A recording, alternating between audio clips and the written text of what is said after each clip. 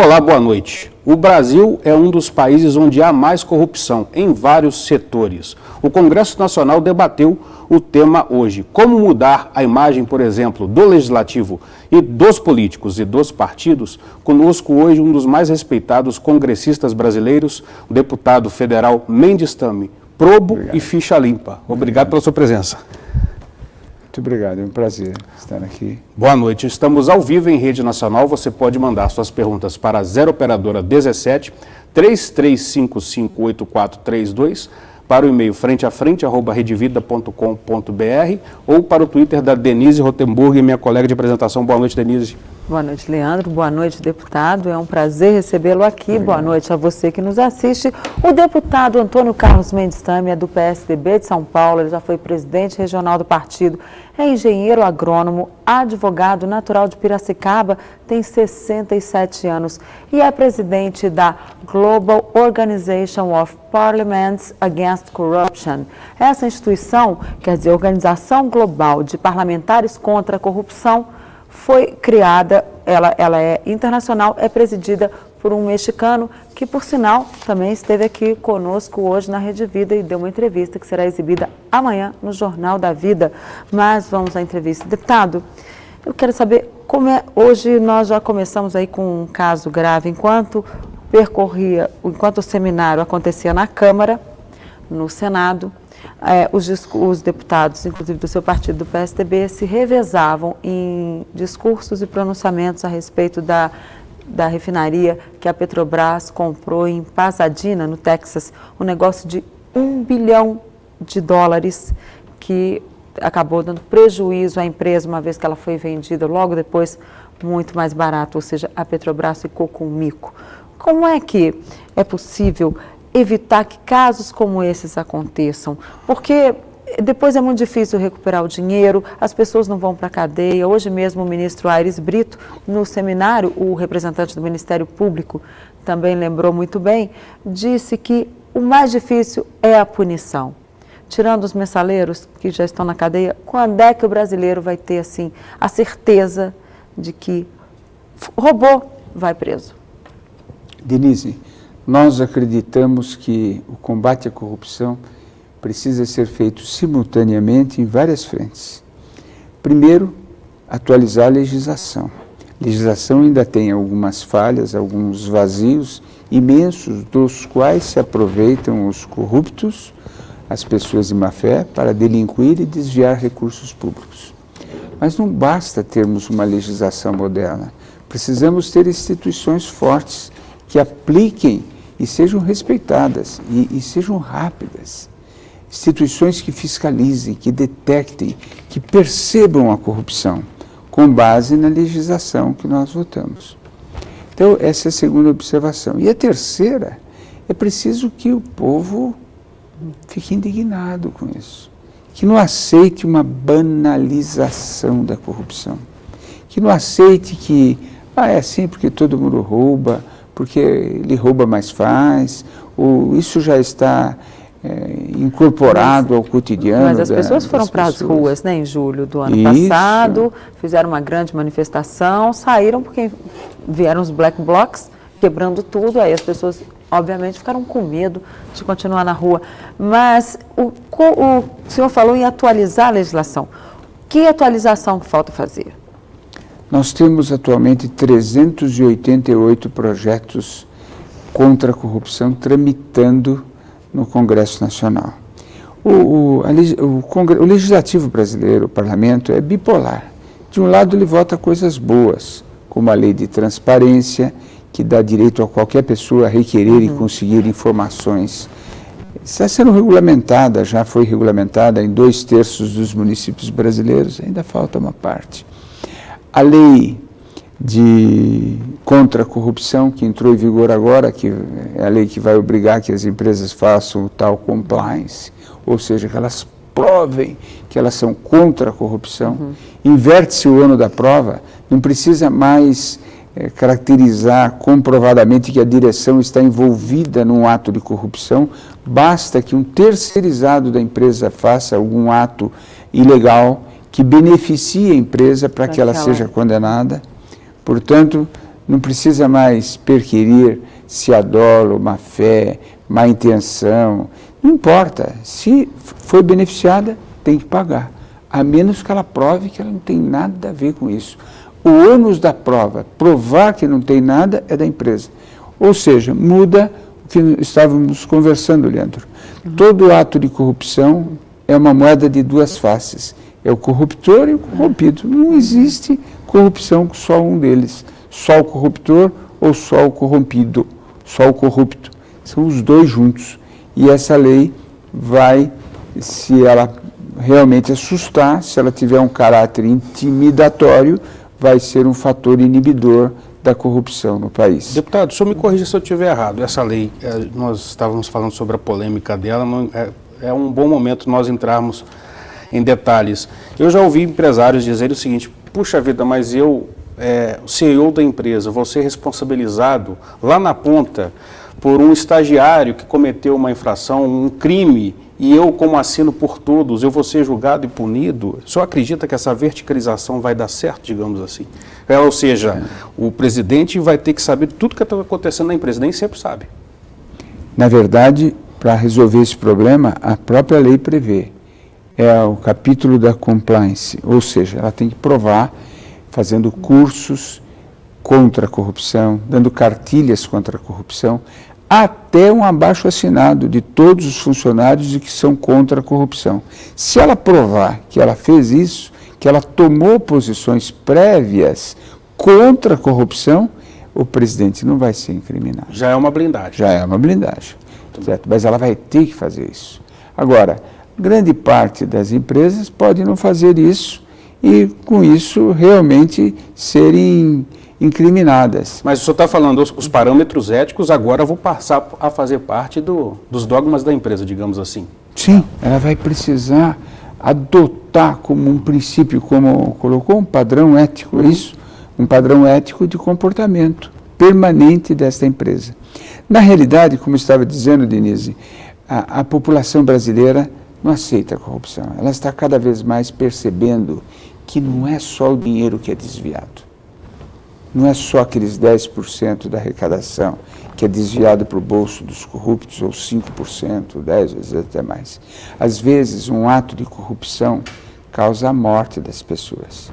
Alguém que porque se deixa de investir em saúde, em educação. Isso. Mas não é só isso. Além disso... Porque o caixa é um só. Além disso, quando se uma boate, uma igreja, paga uma propina para um fiscal da prefeitura, para ele ir lá e dar uma autorização para o funcionamento irregular de uma boate que não tem saída, num caso de incêndio. Santa Maria, né? Isso.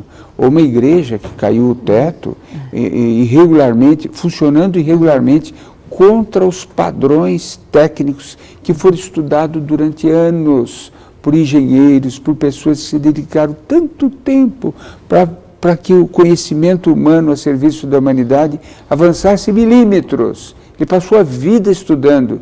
Um ato de corrupção joga no lixo todo esse trabalho. Tem até uma... As normas técnicas vão para o lixo, porque ele preferiu ganhar uns milhares de reais e colocar em risco a vida de centenas de pessoas. Tem aqui uma pergunta interessante no Twitter de Emilson Costa, do Rio de Janeiro. Boa noite, obrigada pela sua participação.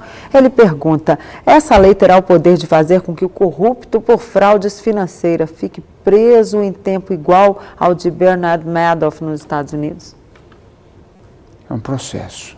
De uma hora para outra não muda. Porque o que a gente vê aqui é que, geralmente, né, esses grandes casos, esses grandes volumes de dinheiro que são desviados, os responsáveis acabam pagando excelentes advogados e fica aquela chincana jurídica e não chega a lugar nenhum, né? O tempo passa e o crime acaba prescrevendo. O senhor vê alguma condição disso mudar? O caso do Mensalão já é uma prova de que isso está mudando? Sim, é uma prova. Mas nós conseguimos um grande avanço ao conseguir colocar na legislação que os crimes contra a administração pública são imprescritíveis. Por que isso é um grande avanço?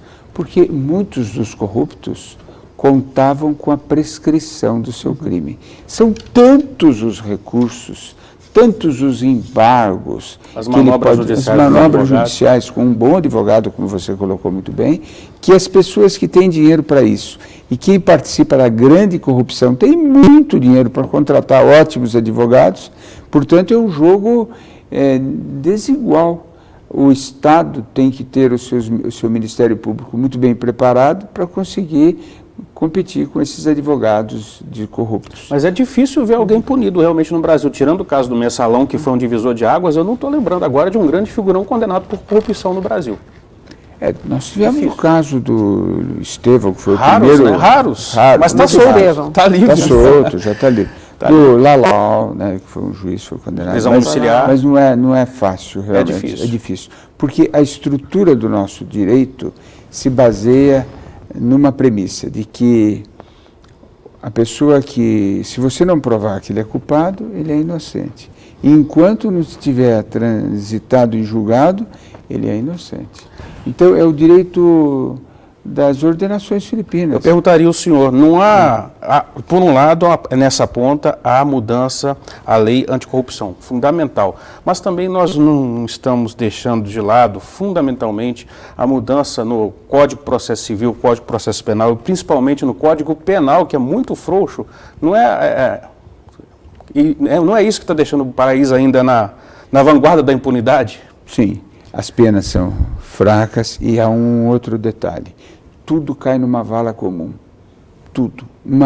Um roubo de alguns milhares de reais e um outro de centenas de milhões de reais é a mesma. Nós não podíamos ter o roubo pequeno com o grande na mesma sequência, na mesma ordem cronológica. Nós tínhamos que ter câmaras especiais para julgar atentados contra o erário na primeira instância.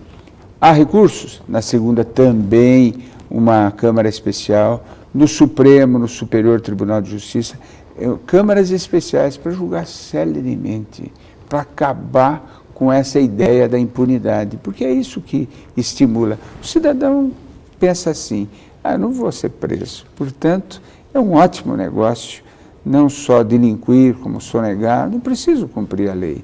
Se eu for esperto, a lei não me pega.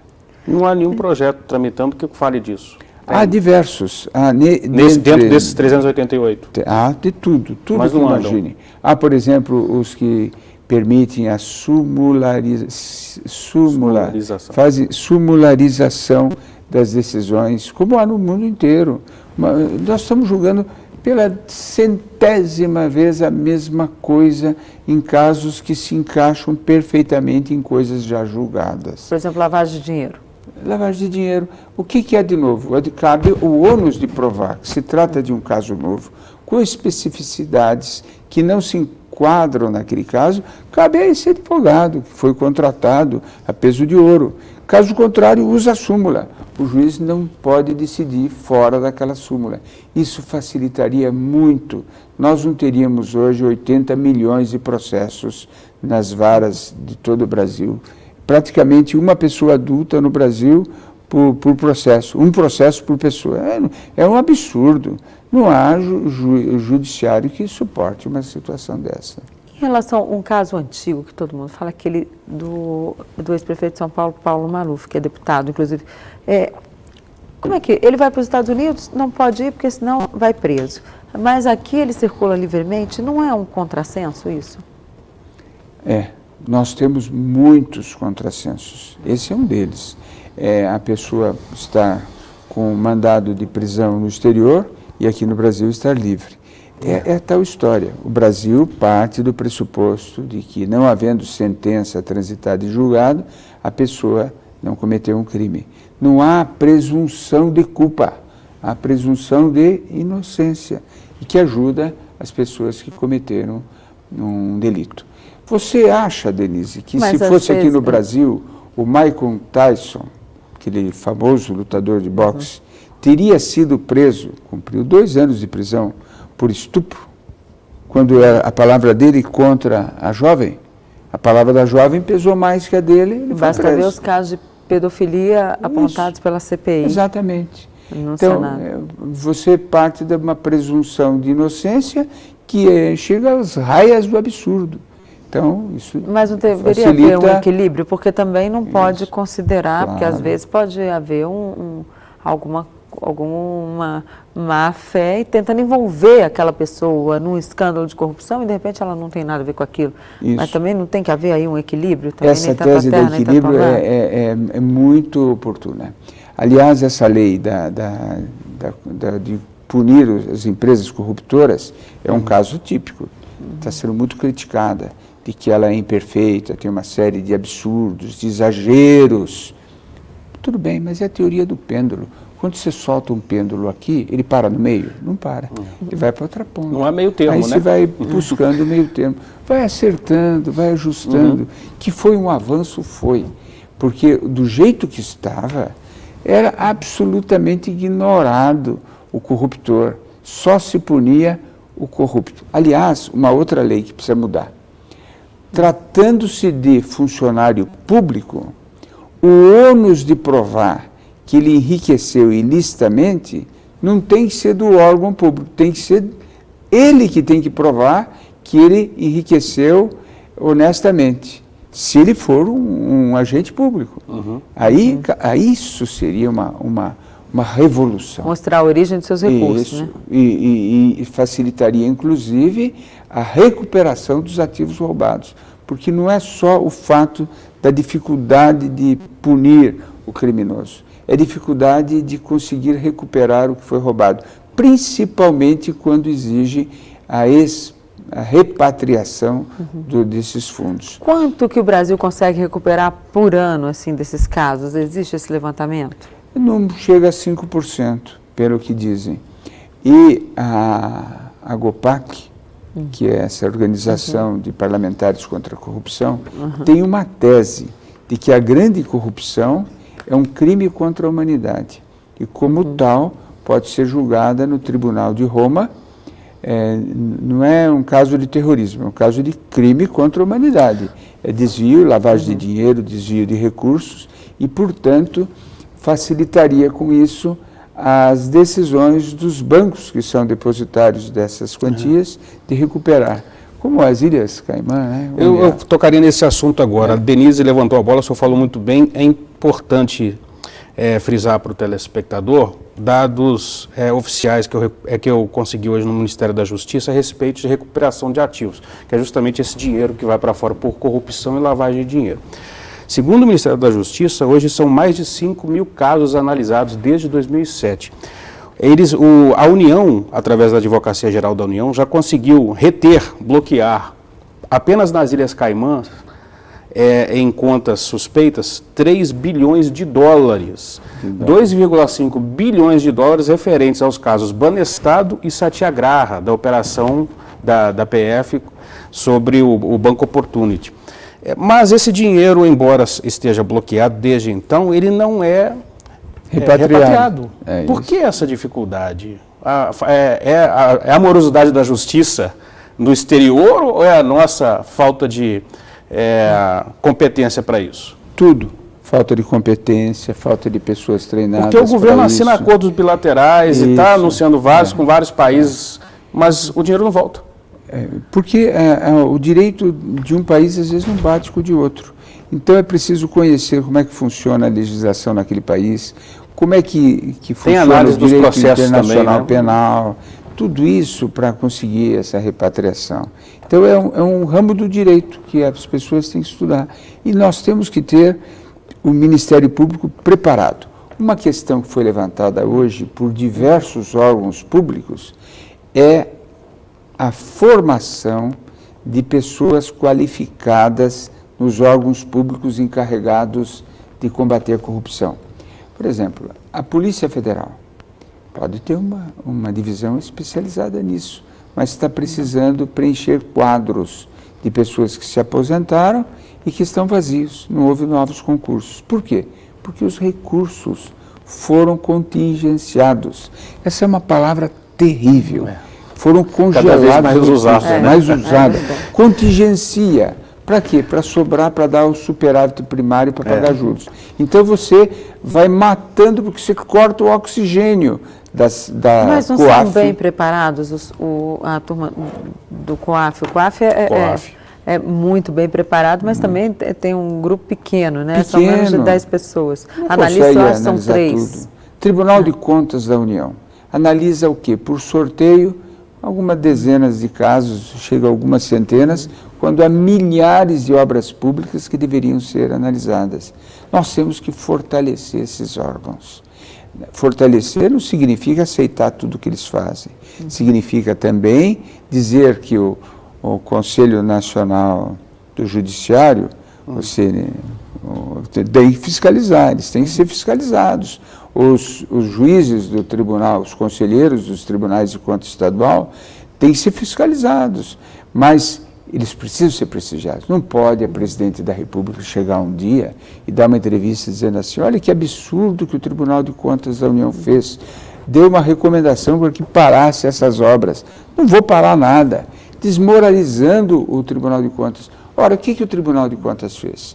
No início de 2003, analisando obras de em 2012, entre as quais a transposição das águas do São Francisco, chegou à conclusão de que havia irregularidades muito graves, alguns superfaturamentos nessas obras, e pediu que os responsáveis se manifestassem.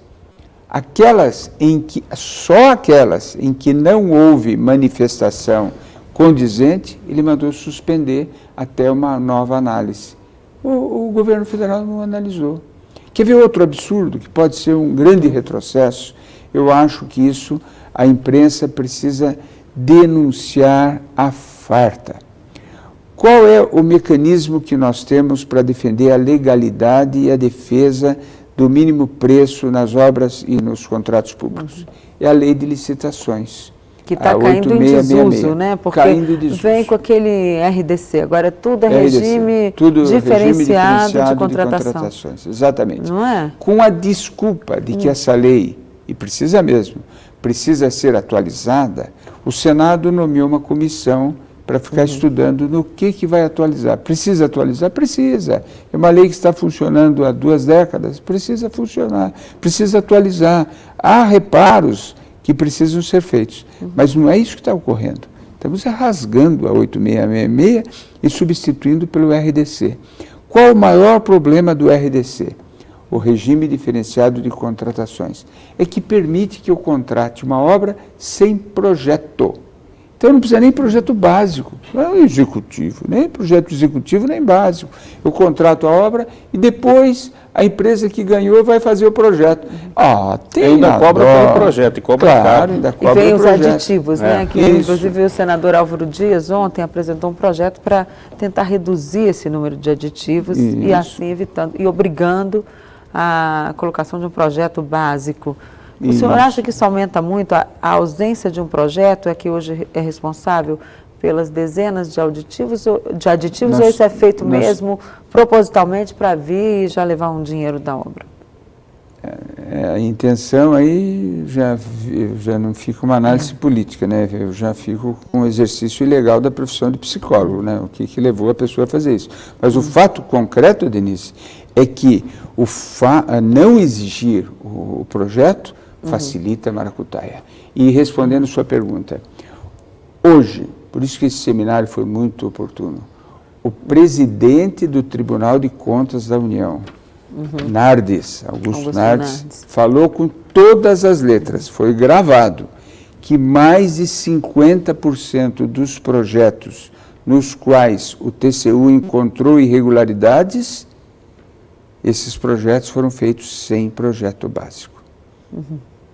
Ou seja, então está aí a chave, né, pelo menos um foco. Que facilitador das maracutaias, da corrupção. Ou seja, não tem projeto básico, pode ver, porque tem alguma coisa que pode estar errada. Não tem projeto básico. 100% garantido, mas... O RDC tem uma outra coisa fantástica, que não exige preço. O preço não precisa, o preço básico, o preço limite não precisa ser colocado. As empresas é que vão disputar. Ou seja, o órgão público tem esse preço, ele tem o preço. Ele faz uma negociata com uma empresa que é aquela que foi escolhida para ganhar e acerta tudo, por debaixo do pano, sem a participação de ninguém. O mais incrível nisso do TCU também, essa revelação do presidente, é lembrar que o TCU, em muitos casos, faz análise por amostragem. Ele não consegue pegar todos os... Aliás, em todos os casos, né? Ele faz por amostragem. Uma pequena amostra. É uma pena. Agora, só acredita que a corrupção está mais no poder executivo ou no legislativo? Porque tem a questão das emendas também, que os deputados mandam para as bases, são muito extraviadas, né? Todo lugar onde a legislação for frágil, ela induz a corrupção. A corrupção viceja com maior potencialidade, onde há uma fragilidade da legislação. É onde as pessoas conseguem avançar, encontrar uma forma de não ser punida. No passado, era muito interessante. Eu me lembro quando fui prefeito, as pessoas que falavam sobre licitações naquela época, eles diziam o seguinte: obras de terraplenagem são muito difíceis de constatar o superfaturamento, porque é muito difícil, naquela época não havia métodos para você medir o volume total de terra que foi deslocado. E hoje? Ainda são essas obras? Não. Hoje são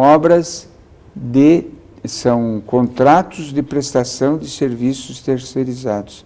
A mão de obra terceirizada é a grande foco, porque basta você fazer um edital com algumas restrições para pequenas e médias empresas não entrarem, entram poucas empresas, você direciona o edital. E aí faz o acerto da forma que você quiser. Deputado, nós vamos para o nosso primeiro intervalo.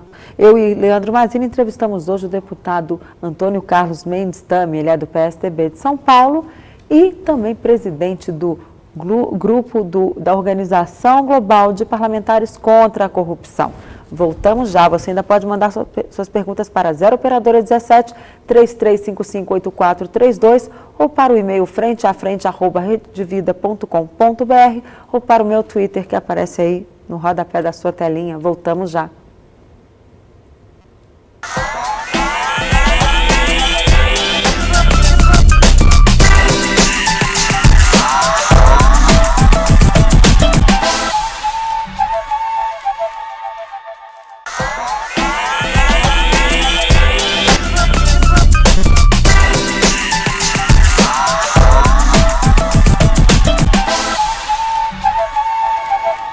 Olá, estamos de volta com Frente a Frente. Eu e Leandro Mazini entrevistamos hoje o deputado federal Antônio Carlos Mendes Tami. Ele é presidente do PSDB de São Paulo, ex-presidente do PSDB de São Paulo e também presidente da Organização Global de Parlamentares contra a Corrupção. Ele é presidente da Seção do Brasil. Deputado, já tem uma série de perguntas aqui. O Emilson quer saber ainda que se ajudaria se os membros do Tribunal de Contas da União fossem escolhidos por concurso público especial e tivessem poder efetivo de deliberação. Há diversas emendas tramitando no Congresso, uma delas é justamente essa. Tira dos governadores e das assembleias legislativas estaduais o poder de escolher os conselheiros estaduais dos tribunais de contas. E os da União? Os da União, não, essa emenda não cita esse caso, mas há uma outra emenda que justamente trata disso. E seriam formados os membros do Tribunal de Contas com uma série de exigências e teriam também o tal do recal. Seriam chamados a prestar contas das suas atitudes. Agora, o senhor vê alguma perspectiva disso ser aprovado, uma vez que os governos, no caso o governo federal, tem interesse em mandar para lá os seus apadrinhados que podem supostamente protegê-los, né? Proteger o próprio governo, o próprio poder executivo. E os parlamentares que também indicam ministros do TCU também não querem saber muito ali de fiscalização. Então acaba mandando, tem um grupo ali que a gente sabe que não quer fiscalização. E acaba mandando para lá os seus apadrinhados também para evitar que eles sejam fiscalizados. O senhor vê alguma chance disso mudar? Há um corporativismo muito grande aí, né? A chance de mudança Em todos os casos, para melhorar a legislação, é preciso disposição política. Vontade política não nasce por geração espontânea. Ela é decorrente da pressão da sociedade organizada. Sociedade organizada. Mas para termos sociedade organizada é preciso que ela se organize. Quando que a sociedade vai se organizar para cobrar combate à corrupção, cobrar a composição dos tribunais superiores, do Tribunal de Contas da União, quando ela estiver sensível a essas causas, quando houver conscientização. O Ministério Público Federal, os estaduais, são as grandes portas de entrada para a população cobrar, de certa forma. Isso. Tem feito seu papel bem? Tem, mas não são acionadas. A população, veja o caso, vamos pegar um caso concreto, a Marribo. Um grupo de pessoas que estavam voltando a morar, acho que em Rio Grande, né? Numa cidade perto de Araraquara, uma cidade pequena. Fizeram uma ONG lá para fiscalizar o prefeito. Depois foi procurada por centenas de outras cidades que querem saber qual é o pulo do gato. Qual é o pulo do gato? Do sucesso. O pulo do gato é fazer um recurso ao Ministério Público. Há 2 pulos do gato. Primeiro, agora com a lei de transparência, ficar sabendo, conhecendo onde há irregularidades. Segundo, saber fazer uma representação ao Ministério Público, que por lei é aquele órgão encarregado de investigar e punir os malfeitores. Deputado, O que nós temos que fazer? Uma cartilha que seja um manual de combate à corrupção para entregar para todo mundo que tem essa disposição de defender o erário. a quem caberia isso? As prefeituras, as assembleias ou o Congresso Nacional? Acho que a todos nós. Eu, pessoalmente, a GOPAC vai fazer uma cartilha para distribuir para todos que quiserem. Ainda mais agora com a internet. Você põe a cartilha na internet, a pessoa procura. Denise, quando eu fui fazer o mestrado, eu fui comprar uma relação de livros, de bibliografias, só os títulos dos livros, sobre o tema da minha tese de mestrado. Hoje, não existe mais isso. Hoje eu não preciso pagar para ter uma relação. Eu consigo na Wikipédia. O problema hoje é o contrário. Eu tenho que administrar o excesso de informação. Né? Porque às vezes muita informação falta também. Muita bobagem. A Denise levantou a bola ali, eu gostaria de puxar esse assunto. Há uma leniência muito grande do Congresso Nacional, das Assembleias Legislativas, com o Executivo. Vou citar 3 casos. No Piauí, a primeira-dama do Estado, esposa do governador, foi nomeada por ele, assim, ele avalizou, claro, foi indicada pela Assembleia, para o TCE. Então, a esposa do governador é uma das conselheiras que fiscalizam as contas do próprio marido, do próprio governo.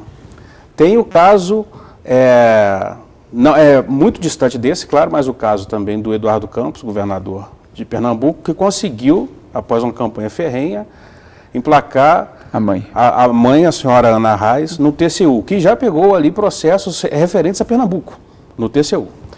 E ontem à noite surgiu a notícia de que a presidente Dilma já está articulando com o Congresso, para a vaga do PTB, ali do Congresso, emplacar o senador Jean Argelo, que é um aliado, no TCU. E a ministra Ideli Salvati também quer a outra vaga, a ministra que é a ministra da Dilma. E já estão ali, já almoçaram ontem com o grupo na liderança do PTB, já estão ali pegando votos para a sabatina. Você não acha que o Congresso está muito leniente, muito complacente com essa situação, não? E as assembleias? Como mudar isso? De onde advém essa leniência, essa abstenção, essa inapetência, essa falta de apetite? Da falta de pressão, falta de cobrança. Tem que haver cobrança. O povo tem que ficar indignado, como a Denise falou bem, tem que ir às ruas. Se não for às ruas, tem que mandar cartas. Se depender do parlamento, então, a gente não pode esperar nada. Porque os problemas são tantos e ainda com medida provisória. A medida provisória não é para melhorar a vida das pessoas, é para melhorar o funcionamento do governo. O governo não faz a licitação no tempo certo, aí manda uma medida provisória para consertar aquilo que ele deixou de fazer. Olha o absurdo. Nós tivemos uma vez uma votação de uma medida provisória para homologar uma doação de aviões da Embraer para um país africano onde estava havendo uma praga de gafanhotos. Precisa do o avião? Precisa, é bom, oportuno. Doa o avião movido a etanol, tudo já faz campanha. Então ele vai lá pulverizar para salvar aquelas plantações de uma praga de gafanhotos. Parece uma das 7 pragas bíblicas de gafanhotos. Pois bem, nós estávamos votando. Quando nós chegamos para votar a medida provisória, já tinham passado 6 meses. Aí fomos votar. Os líderes do governo lá, os Sabá e outros lá, Cibá, né? E outros vigorosos, tem que defender o governo, tudo. E nós tentando mostrar que não precisava de uma medida provisória, que ele poderia ter mandado um projeto de lei. Por que não precisava? Que 6 meses depois, o avião ainda não tinha sido doado. Ué, então para que medida provisória? Então, estava lá parado, não tinha sido entregue, estava lá parado, estragando por falta de uso, o avião parado. Então, medida provisória, a legislação, na verdade, é sábia. Havendo casos de relevância, de grande importância e de imprevisibilidade. Foi um fato novo, um fato de força maior que ocorreu. Então você dá essa exceção ao governo dele poder legislar por medida provisória, que não é o que acontece. O que acontece hoje é que a gente legisla tudo por medida provisória, ou seja, dá prioridade ao governo. Aí quando acaba a semana, você pega e vê assim, o que nós votamos? Nós ganhamos. O que melhorou a vida dos brasileiros? Pouca coisa ou quase nada. Melhorou nada. Melhorou a produtividade de nenhuma lavoura brasileira, não melhorou a saúde de ninguém. Só o que nós ganhamos? Evitamos que piorasse. Por quê? Porque ficamos a semana toda votando coisas de interesse do governo, que nem sempre são aquelas coisas de interesse do povo. Das presidências das 2 casas que não preparam ali uma pauta específica do legislativo, né? Na verdade, independentemente de governo. Na verdade, o que há é uma coonestação do poder legislativo, que tem maioria absoluta, tem 80% dos deputados na base do governo, não precisaria gastar tanto, não tem medidas na Constituição. Se ainda quisesse mudar a Constituição, se justificaria fazer esse esforço para ter na sua base 80% da Câmara. Não precisaria disso. Agora, conestar o judiciário com a nomeação dos ministros, que estão aí, né? Estão prestes a se aposentar os ministros. Então, poderão ser nomeados novos ministros pela atual presidente Dilma. Isso tudo coloca os 3 poderes sob a égide de um só, do Poder Executivo. Eu estou falando do STF. Do STF. Você acredita que há uma ingerência política nessas indicações, no resultado das votações dos ministros? Na votação, não acredito, mas na indicação, com certeza. A indicação é fato. Claro. A decisão é da presidente ali, mas só acredito, por exemplo, esses 2 ministros novos que entraram agora, eles aliviaram a barra dos mensaleiros. Por isso que o presidente Joaquim Barbosa está revoltado. O que eu acho é o seguinte, essa votação, essa sabatina para os membros do Supremo, deveria ser secreta. É o voto que deveria ser secreto, porque naquele caso, mas o que nós votamos foi deixar todos os votos são descobertos. Porque nesse caso, os mesmos senadores ficam temerosos de uma vingança, de uma represália. Ou seja, a partir de agora vai aprovar qualquer nome que chegar ali. Eu acho que é muito difícil você conseguir vetar um nome indicado pelo presidente da República. Assim como acho muito difícil agora que os votos são descobertos, você derrubar um veto da presidente. Praticamente ela ficou dona do pedaço. Ficou. A emenda que eu tinha, que foi atropelada pela emenda, acho que do Fleury, que abria o voto para tudo, previa voto aberto nos processos de cassação de deputados. Aí sim tinha que ser aberto, claro, mas não para tudo. Tem aqui algumas perguntas no Twitter. O Emilson pede que o senhor fale ainda sobre a questão do poder efetivo do TCU, deliberativo efetivo, porque a gente vê, geralmente, o TCU faz recomendações que são esquecidas, ou as multas são ínfimas, também não representam, assim, uma punição para os casos que o TCU detecta de corrupção. Não seria o caso de dar mais poderes ao TCU? E aí eu já emendo com uma pergunta minha, em relação ao Ministério Público, já se tentou, né, segurar os poderes do TCU, do Ministério Público, mas parece que não conseguiram. O senhor acha que tem que segurar os poderes ou está bom do jeito que está? Vou responder copiando o que disse hoje de manhã no seminário a Eliana Cantanhede. Cantanhede. Fez uma belíssima Nossa exposição. colega que é da Folha de São Paulo. Da Folha de São Paulo. Ela disse o seguinte: quando o PT estava na oposição, ele se aliou ao Ministério Público e a representantes da sociedade civil para denunciar todos os atos de corrupção, para tentar mostrar que eles eram diferentes de tudo aquilo que estava. Quando eles assumiram o governo, eles mudaram de tática, eles foram para o lado de lá, eles mudaram de tática. Então, a aliança que eles tinham com o Ministério Público, com a imprensa, com as ONGs, morreu. Agora eles não querem mais ser investigados. Então, e mais ainda, eles mudaram até a frase, não é nós somos diferentes, os outros são iguais a nós fazemos aquilo que todo mundo faz, que é Caixa 2, essa roubalheira. O que eles fizeram? Lei da mordaça. Primeiro, fizeram uma lei no tempo do Lula, que impede, no primeiro mandato, que impede funcionário público federal de vazar informações. Tá? Então você não fica mais sabendo, porque eles ficam com medo, eles vão perder o cargo. Mas essa lei tem que ser revogada. Quando o PT era oposição, eles usavam muita muito gente essa que lei, vazava claro. informação. Segundo, fizer a tal controle social da mídia. Dizer que vai incriminar o jornalista por aquilo que ele falou, né? E a responsabilidade do jornalista. Isso é para controlar. Há um debate partidário em cima disso, né? Sim. Não social, partidário, infelizmente. Partidário, partidário. Então, na realidade, o que nós defendemos é que a liberdade seja para todos. Quem fizer o ato em excesso vai responder por ele. Eu não sei mas o senhor. Não tem que fazer censura prévia. Eu não sei o senhor, mas eu vejo como... Desculpa, Denise, eu não sei o senhor, mas eu vejo como um avanço a decisão da presidente Dilma, por exemplo, da lei da transparência, em todos os órgãos públicos. Sim, claro. Isso adiantou muito até para a imprensa, porque agora a gente tem muitos acessos e eles não podem negar mesmo. Então a gente está denunciando mais. Eu digo que nós temos um governo bipolar. Tem certas coisas boas e outras que são péssimas.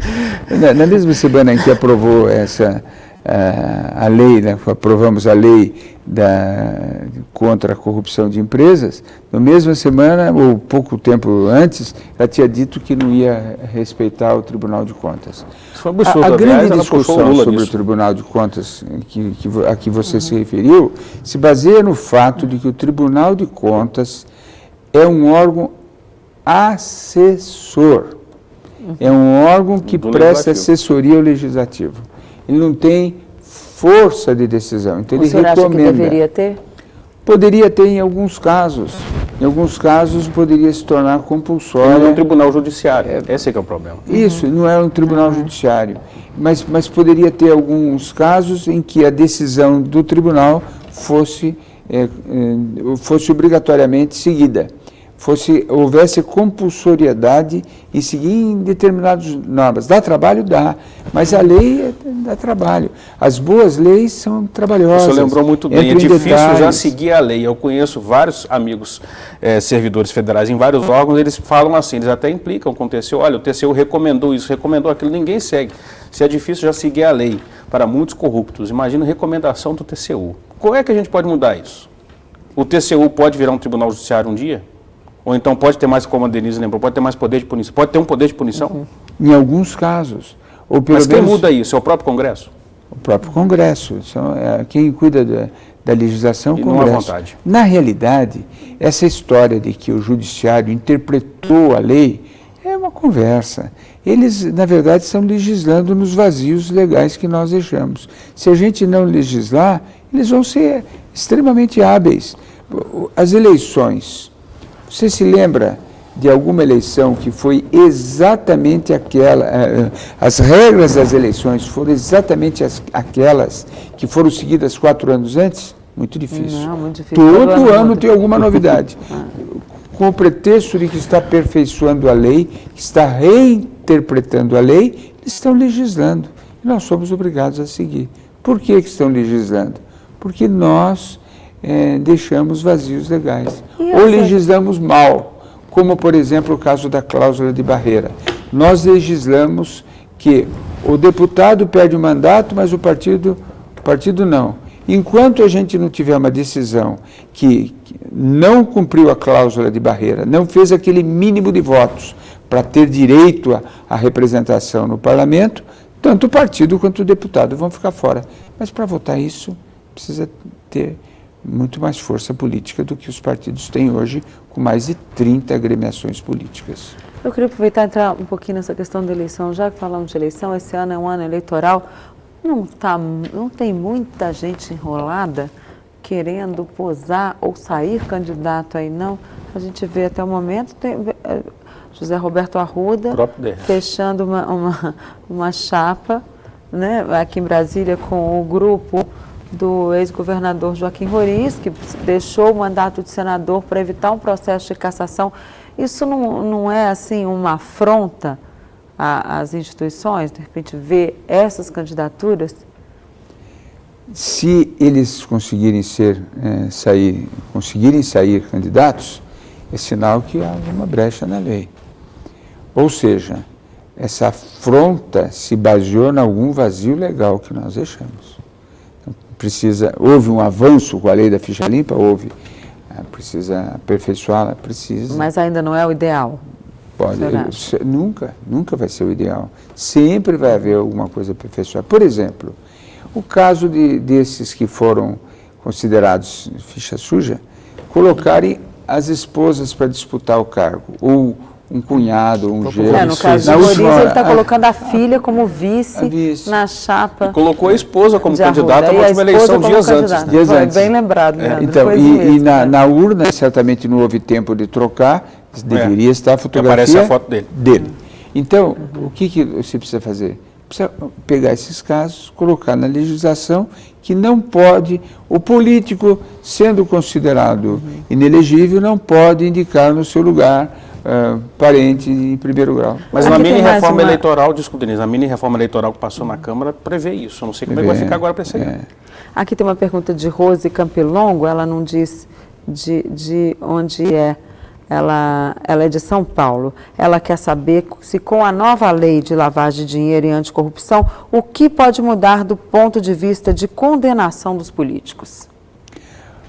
O que a lei nova prevê, que é um grande avanço, é a incriminação do corruptor e também permite que você recupere ativos por uma decisão judicial antes do caso ter transitado em julgado. Facilita a recuperação dos ativos. Agora, o direito brasileiro tem algumas premissas que são constitucionais. A pessoa vai presa só quando já transitou em julgado. Quando há casos, por exemplo, nesse caso do mensalão, as pessoas foram cumprir pena daqueles casos em que para os quais não havia mais recurso. Os outros que havia recursos ficou esperando. Agora acabaram todos os recursos e tem que ser condenado. O rapaz lá do Rio de Janeiro, o ator que foi confundido com um assaltante, ficou preso e não estava ainda condenado, muito menos transitado em julgado, até porque ele era inocente. Ou seja, não existe aí 2 pesos, 2 medidas. Sim, quando claro. É pobre vai para a cadeia, quando não é, fica solto? Fica. Não, exatamente. Essas prisões cautelares, prisões preventivas, são sempre tomadas, é um espaço para arbítrio que é dado para o aparato policial. Ele utiliza isso bem, se utilizar bem, vai ajudar a sociedade. Se ele exorbitar, como ocorreu no caso desse ator, vai cometer uma profunda injustiça, notadamente para as pessoas pobres ou que pertencem a minorias raciais. Já que estamos falando de prisão, às vezes também não fica muito puxado. Às vezes a gente vê essas grandes operações da Polícia Federal, vai lá, prende, põe o sujeito na cadeia, ele não fica 24 horas.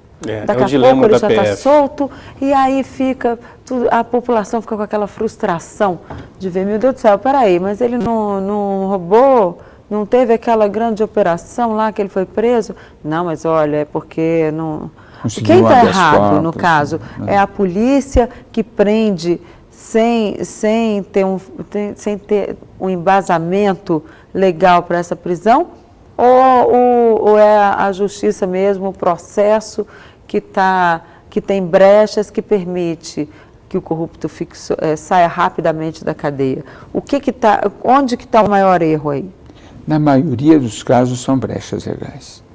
Porque nenhum juiz vai soltar alguém se não tiver um embasamento legal. Então, esse embasamento legal está permitindo que se saia. Há alguns absurdos que nós precisamos corrigir. Vamos dar um exemplo extremo. Alguém dá um tiro numa anta, erra e mata ou atinge um guarda florestal. Ele responde preso? Não. Agora, se ele dá um tiro no guarda florestal, erra, acerta e mata uma anta, ele vai preso? Vai, porque ele não pode responder em liberdade aquele crime. É um crime inafiançável. Incrível, portanto, há certas coisas que precisam ser adequadas à legislação. Mas, de qualquer forma, nós temos que ter a legislação para aperfeiçoar. O duro é quando nem tem a legislação, quando vai partir do zero. Há casos assim. Há casos de crimes novos, né? Por exemplo, no caso da crimes da internet, são crimes novos. Você está usando uma legislação análoga para punir essas pessoas. Está certo? Está certo. Usa o que é análogo. Mas há inúmeros casos que nós precisamos atualizar a legislação. Vamos supor, contrabando de ovos de animais. Nós tivemos casos em que contrabandistas de ovos de aranhas no aeroporto de Manaus foram presos pela Polícia Federal. Foi aplicada uma penalidade análoga, porque a legislação brasileira não prevê o caso de contrabando de animais silvestres, nesse caso de ovos de aranhas, por exemplo. Então, ele conseguiu, esse cidadão, pegar uma pena mínima, insignificante. Daqui a alguns dias ele estava solto. Deputado, gostaria de pedir licença à senhora Denise. Conosco hoje no Frente a Frente, o deputado federal Mendes Tame, do PSDB de São Paulo. Ele é presidente da Organização Global de Parlamentares contra a Corrupção, seção do Brasil. Hoje teve um evento aqui em Brasília, estamos falando sobre combate à corrupção. Gostaria de convidá-los a mandar suas perguntas para a 0 operadora 17 33558432, para o e-mail frenteafrente@redevida.com.br ou para o Twitter da Denise, que sempre aparece na sua tela. Temos mais um bloco, voltamos já.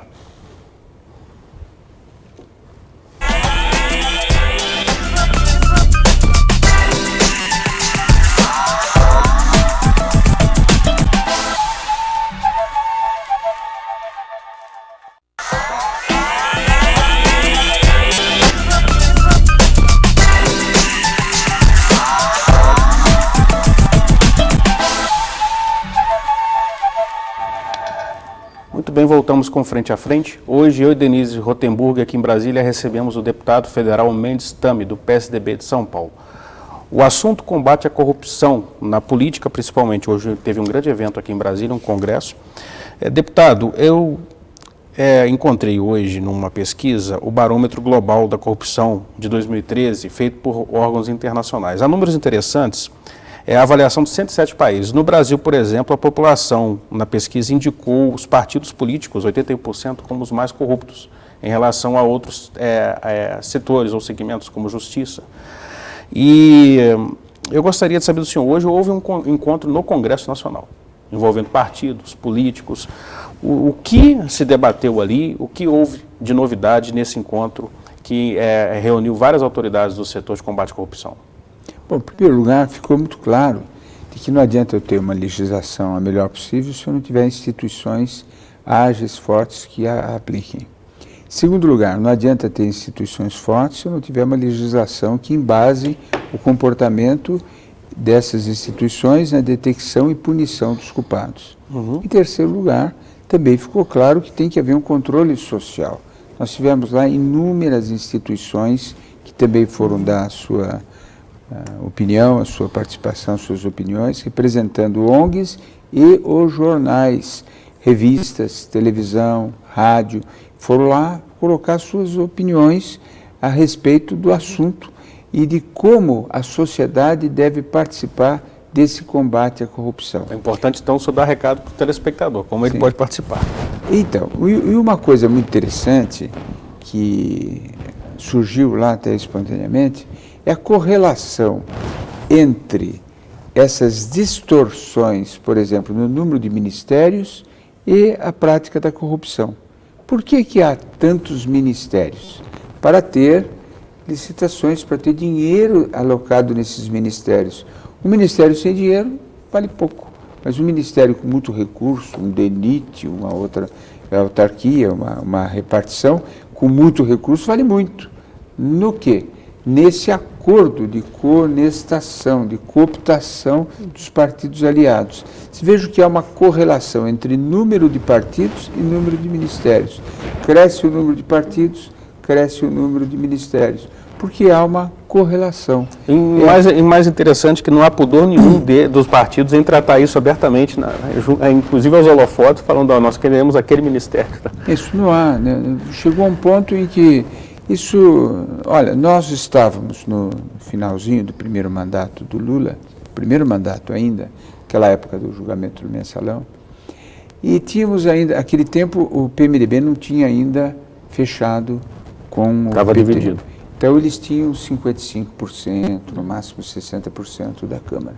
Quando então, saiu a denúncia, né, do mensalão lá em 2005. Isso, você está... Exatamente.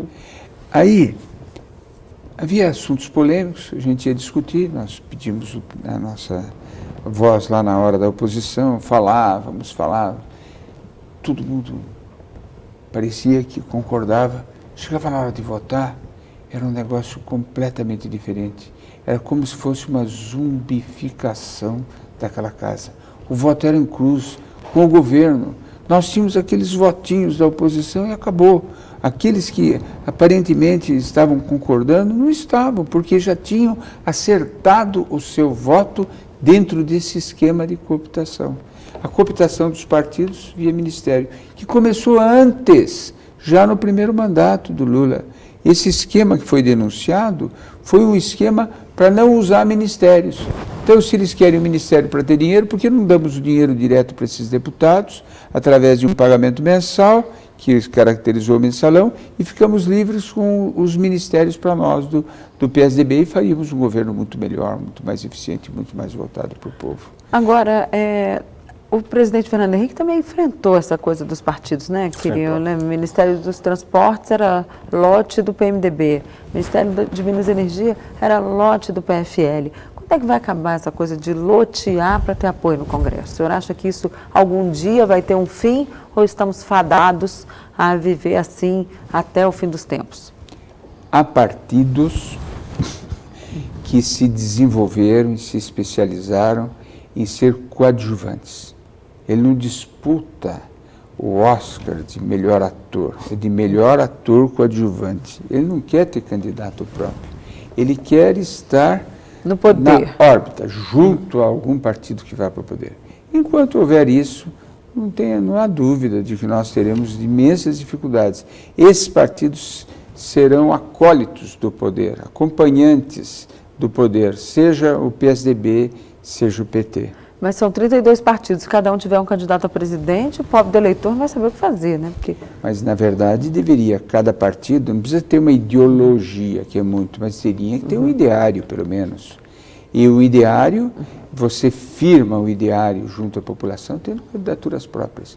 Um partido que não tem candidato próprio, não é partido, é Mas legenda. aí voltamos à velha reforma que o Congresso nunca quer fazer, não quer fazer, que é a reforma política, porque várias vezes... Houve várias tentativas e até hoje nada. O senhor vê alguma perspectiva dessa reforma sair em 2015, uma vez que em 2014 é ano eleitoral, certamente isso não vai para frente? Eu acho que quando a situação fica tão difícil, tão desgastada, surgem as soluções. O que acontece? A grande dificuldade de se fazer uma reforma política é que os que vão votar na reforma são aqueles que foram eleitos pelo sistema atual. Então, entre o novo, que é o desconhecido, e o atual, que pelo menos os elegeu, eles optam pelo atual. Por isso que há uma imensa dificuldade para se fazer uma reforma política. Mas a situação está ficando tão difícil que eu acredito na possibilidade de conseguir mudar. Veja, São Paulo, são 32 milhões de eleitores. A Argentina inteira são 27 milhões. Nós temos 5 milhões. Tem cabimento um candidato para ser deputado estadual ou federal fazer uma campanha para 32 milhões de eleitores? Não tem cabimento. É uma distorção profunda. Deputado, transcendendo isso para o cenário eleitoral, vou lembrar aqui o que a Denise citou muito bem, o caso de José Roberto Arruda. Como ter otimismo se a justiça não ajuda? Ele foi o primeiro governador preso da história do país, aqui no Distrito Federal, na Operação Pandora, Caixa de Pandora 2010, porque surgiram vídeos de Caixa 2, propina. Ele recebendo Caixa 2 e propina, mas antes da eleição dele. Mas ele foi preso porque tentou obstruir uma investigação federal. Tá? Há provas disso. Ele foi denunciado pelo Ministério Público à Justiça Federal, mas até hoje a Justiça não acolheu a denúncia, está analisando. 3, 4 anos já, vamos para 4 anos. E agora ele está falando que vai ser candidato ao governo do Distrito Federal. Por quê? Não vai ser pego pela ficha limpa porque o processo não avançou na Justiça. Onde está o erro?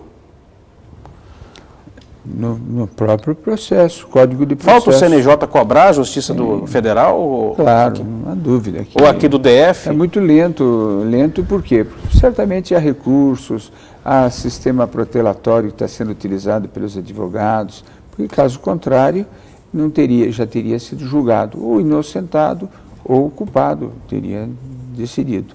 Agora, no fundo... O que causa estranheza, deputado, desculpa, é a própria justiça, os juízes, com todas essas provas evidenciadas pela mídia, não estar em dúvida ainda. Há 4 anos, né?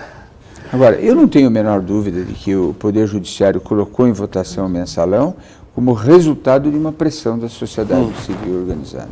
Se não houvesse essa indignação, é isso. Então, agora aqui o que está ocorrendo é o contrário. O povo fala, não, é que absurdo, esse trio aí que se uniu agora, Gin, Estevão, Roriz, Arruda, vão lançar uma candidatura, vão ganhar. Como vão ganhar? Então a população vai votar neles?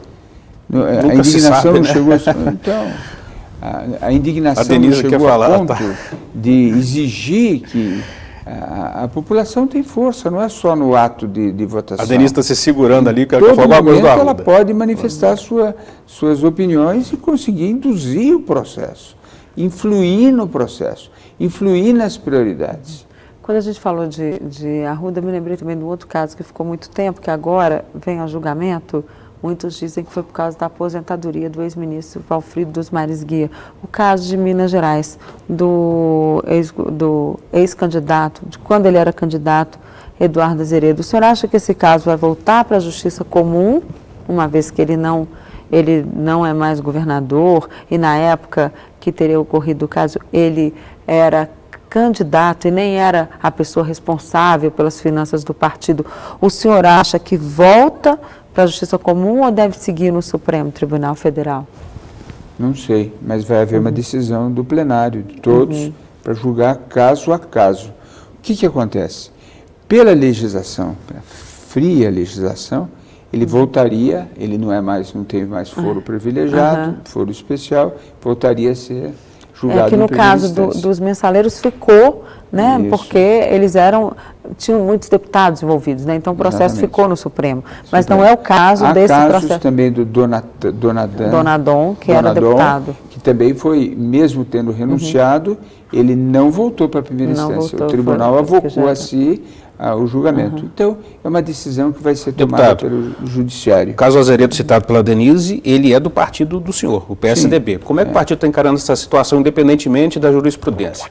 O senhor acha que vai atrapalhar a eleição? Não, isso vem para a eleição? Os mensaleiros do PT, por exemplo, podem usar isso também. Houve também o caso do PSDB, que não foi mensalão, na verdade, foi Caixa 2, segundo as denúncias. Eu acho que influir na eleição, tudo influi na eleição. A pergunta não é bem essa. O que você está me perguntando é o seguinte: será que isso vai decidir as eleições? Vai ter uma influência... Que vem para a eleição, vem, né? Influi, tudo influi. Mas o fato é que o que trabalha a favor do Eduardo é que mesmo seus adversários lá em Minas o consideram uma pessoa honesta, uma pessoa correta. Então, ele tem um passado de pessoa que tem credibilidade, de honradez, decência e dignidade. Isso ajuda muito. Mas, na hora da fria decisão da lei, pode ser que acabe sendo vítima de um processo em que a opinião pública afeta e exige um julgamento com uma condenação. É até possível que isso ocorra, mesmo tendo ele sido uma pessoa caracterizada como honesto e comprovadamente, como já há decisões, não sabia do assunto. Ele alega justamente isso, né? Ele como governador, candidato à reeleição, ele tem a equipe dele, ele não sabia de tudo que acontecia. Assinava papel e respondia por aquilo. Inclusive, ele se comparou ao Lula e pode ser também o caso que o próprio José Genuíno, como presidente do PT, alega também, né? Ele assinando papelada, não sabia o que estava acontecendo, nunca se sabe. Agora... Ou sabia. É a tal teoria do conhecimento de fato, que foi utilizada para a condenação de alguns. Eu acho que nós temos que esperar, aguardar a decisão. Na minha opinião, no poder, nas democracias consolidadas, a última palavra é dos tribunais superiores. Podemos questionar essa legislação, os deputados podem mudar a legislação para os casos futuros, mas não dá para mudar uma decisão que já foi tomada pelo Supremo. O Supremo é o senhor da última palavra nas democracias consolidadas. Ele decidiu pela condenação de algumas pessoas, vai julgar outras pessoas, mudou a composição, pode ser que a decisão seja diferente, pode ser, mas não há como você querer contestar essa decisão. Isso de falar que o judiciário não funciona, tentar desmoralizar o poder judiciário, é algo absolutamente inconcebível numa democracia. Agora eu queria mudar um pouquinho de assunto. O senhor é do PSDB, o partido tem Aécio Neves como pré-candidato a presidente da República. E essa semana se falou que o Fernando Henrique Cardoso pode ser vice na chapa de Aécio. O senhor acredita nisso? Eu não acredito. Por quê? Como é que está essa questão do vice de Aécio? Diz que deve vir pode de São ser Paulo? O de São Paulo, pode ser, bem possível. Mas eu não acredito que seja o Fernando Henrique Cardoso. Por quê?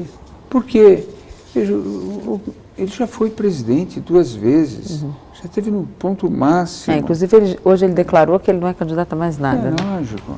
Eu vejo a vice. Imagine um caso extremo. A Dilma lança o Lula de vice e o Aécio lança o Fernando Henrique de vice. Vão ficar os dois brigando. Um perdeu a eleição, é uma derrota. O outro ganha e não leva, porque o vice não leva nada. Então os dois perdem. É um negócio meio inconcebível essa história. Que ele vai influir na eleição? Ótimo. Possa ter uma grande influência independentemente de ser vice. Não precisa ser vice para influir nessa eleição. E o Aécio está muito bem posto, eu acho que ele aproveitou esse período agora de março, vai aproveitar um período de abril para intensificar a análise das propostas, para que nós não tenhamos apenas uma proposta contra isso que aí está.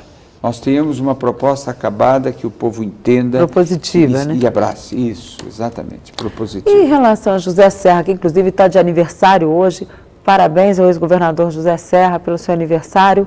O que ele vai fazer no ano que vem? Já tem, assim, uma perspectiva de... O Serra é uma das pessoas mais competentes, mais inteligentes do nosso partido. Há quem diga que ele seria o melhor estadista em língua portuguesa no mundo inteiro, não só no Brasil. Pessoa preparada, competente, com coragem, toma decisões rápidas, é uma excelente figura. Em qualquer cargo que ele esteja, ele vai desempenhar bem o seu papel. Seja como deputado federal, como senador, que for.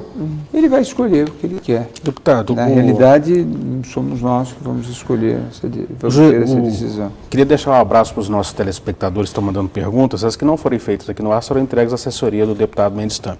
O Josenilton Amaral, lá de Mossoró, ele lembra o caso da corrupção no metrô de São Paulo, que está em investigação. Ele pergunta se o vereador Matarazzo vai ser investigado, se o ex-governador José Serra deve prestar esclarecimentos. Como é que está a situação? E como o partido lá em São Paulo está avaliando essa situação toda? O partido em São Paulo analisou a situação e tomou medidas como deve tomar, como deveria o PT ter tomado também em outros casos. Ou seja, vai investigar até o final. Vai investigar profundamente, doa quem doer, seja quem for o culpado, não há nenhuma dificultação, nenhuma barreira criada a essa investigação. Ao contrário, há uma facilitação no sentido de penalizar as empresas. Já entrou com processo contra as empresas, quer dizer, se essas empresas quiserem falar alguma coisa porque estão sendo processadas, falarão, elas é que vão denunciar. Já houve uma análise em que o Ministério Público excluiu um único processo que foi da época do Serra, considerou que esse processo já está decidido, que não houve conluio das empresas, e estão analisando os outros. Todos eles serão analisados e, se houver alguma irregularidade, o responsável será punido. No caso da candidatura do Geraldo Alckmin, ele tem uma grande vantagem. É uma pessoa que transmite honradez, decência e dignidade. Isso facilita muito o nosso trabalho, porque há uma credibilidade, uma fidúcia quase que automática na figura do governador. Agora, se há pessoas que fazem parte de uma equipe imensa para governar um estado como São Paulo, que possam ter cometido alguns erros, eles pagarão por isso. Tem uma outra pergunta da Gildaci Gomes de Sá Carvalho. Você me perdoa, eu não sei se é o Gildaci ou a Gildaci, mas a pergunta é interessante. Por que houve tantas manifestações o ano passado e os políticos continuam agindo como se nada tivesse acontecido? Eu complemento. O senhor acredita que o povo volta às ruas esse ano, independentemente de eleição ou Copa, ou de corrupção, de combate à corrupção? Eu acho que volta. E por quê? Volta, em primeiro lugar, para protestar contra os gastos imensos na Copa do Mundo, nesses estádios. Foi direcionado para os estádios, não foi praticamente nada direcionado para melhorar o transporte, a mobilidade urbana. Há estádios, como o caso aqui de Brasília. Eu moro na 302 Norte, eu fico vendo o estádio Mané Garrincha. Esse estádio tem uma média de frequência de público de 600 pessoas por fim de semana, pagando R$15. Quer dizer, 15 vezes 600 não dá quanto? Menos de R$10.000 por fim de semana. Agora, a alegação é que, passada a Copa, eles não ficarão elefantes brancos, eles serão utilizados para shows musicais. Mas não tem acústica. Não tem acústica, e segundo, o show musical, você não pode deixar o público nas arquibancadas e o gramado vazio. Você tem que colocar o público ali perto do artista para dar aquele calor humano. Quando você enche de gente o gramado, o que acontece com o gramado? Você destrói o gramado, acaba com o gramado. Mas geralmente eles põem um tablado mesmo em cima assim, do gramado. Mesmo Eu já fui assim, muito show em estádio. É isso, mesmo assim, o lugar que o tablado tem Inclusive Rolling Stones, na Argentina, realmente Tem que refazer, reformular o tablado. Quer dizer, o dinheiro é um imenso gasto. Portanto, a explicação que eu vejo de não ter acontecido nada é que os políticos não souberam interpretar as manifestações populares. Não souberam ou não quiseram, porque isso foi muito claro. Tem nada a ver com a Primavera Árabe, é outra manifestação. Primavera Árabe é para ter a democracia que eles ainda não tinham, não têm e que nós já temos. Nós não. É uma reclamação contra o exercício do governo, do poder. As instituições ficando velhas, ficando esgarçadas, esse divórcio entre os eleitos e os eleitores. Em lugar de vir uma proposta de voto distrital que aproxima os eleitores dos eleitos, não. Vem uma proposta de um plebiscito, para nem sabe quais são as perguntas. Nem vai sair, né? É claro, evidente. Tem aqui uma pergunta interessante, já que falamos no estádio. O Emilson pergunta se o relatório detalhado de superfaturamento na construção do Estado de Brasília pode ser fonte de um estudo no combate à corrupção? Ele está oferindo aqui uma coisa que ninguém sabe. Há diversas obras... Que às vezes pode ter aumentado o preço, né? Também vamos dar aí o benefício Mas da dúvida. ele está falando também em comparação, que nós sabemos é notória, a comparação desse valor do Estado de 2 bilhões de reais em comparação a outros que custaram 700 milhões, 600 milhões. O fato é que o regime diferenciado de contratações, porque se trata de uma Copa, voltamos ao assunto foi uma desculpa para você licitar sem as regras cautelares que estão previstas na 8666. E o que é pior, agora eles querem estender o regime diferenciado de contratações, para as o RDC, para penitenciárias, para obras de saúde, para obras de educação, para todas as obras do PAC, ou seja, rasgar a 8666.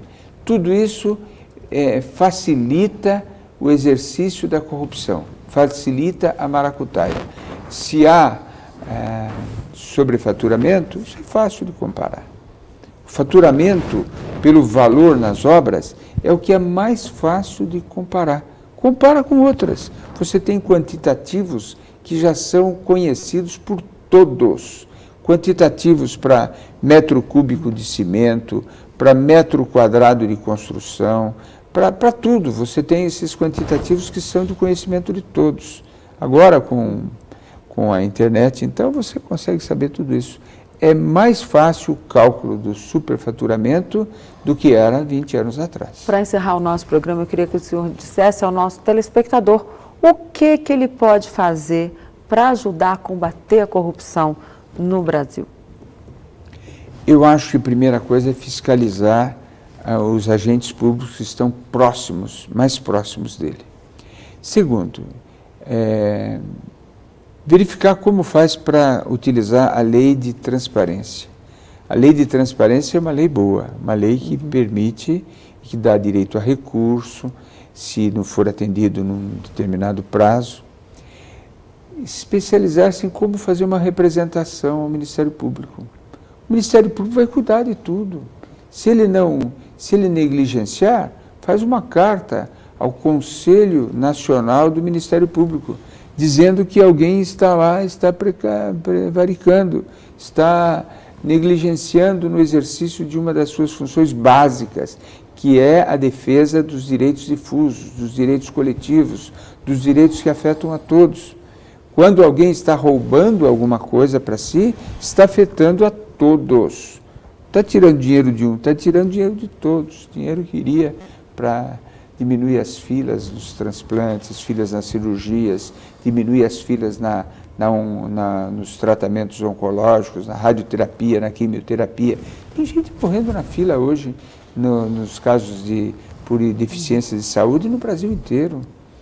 Vai faltar dinheiro para contratação de um policial a mais, faltar dinheiro para habitação, para transporte coletivo, vai faltar coisas que afetam o cotidiano das pessoas, notadamente dos mais pobres, que são os que mais dependem das políticas públicas.